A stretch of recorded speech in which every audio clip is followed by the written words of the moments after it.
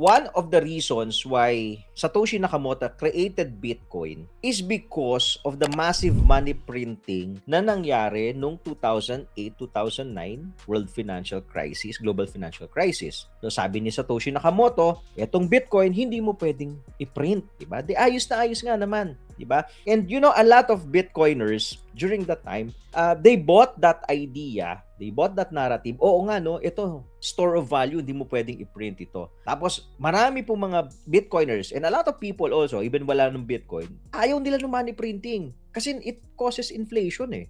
So, ayaw namin yung money printing, dito kami sa crypto kasi dito sa crypto, blockchain, diba? Ganun pa, ang yabang eh. Diba? Hindi ka pwedeng mag-print na sobra, only 21 million Bitcoin. Ngayon, may mga matatalino. Ito na, katulad nito, diba? Nauso ngayon yung altcoins. Yung altcoin naman, breakaway sila Vitalik, breakaway sila Charles Hoskinson ng Cardano, di ba? So, tayo sila ng sarili nilang token. Okay? Ngayon, yung sarili nilang token na yon, pwede nilang nagkaroon ng value, pwede ngayon nilang ipalit sa USDT. Ginaya ngayon ng iba. Fast forward tayo, ito na, World Liberty Financial. Yung World Liberty Financial o any token, pwede mo nga ipalit sa USDT. So, di ba? Di para ka rin nagpiprint ng pera nito. The one thing that we hated, the one reason na bakit nandyan po yung Bitcoin is to avoid yung money printing, nangyayari ngayon. Diba? Through these altcoins. Yung Bitcoin, walang problema. Talaga hindi mo mapiprint yan eh. Yan yung isa sa mga medyo dark part no nitong crypto. Kasi nga, we're doing yung bagay na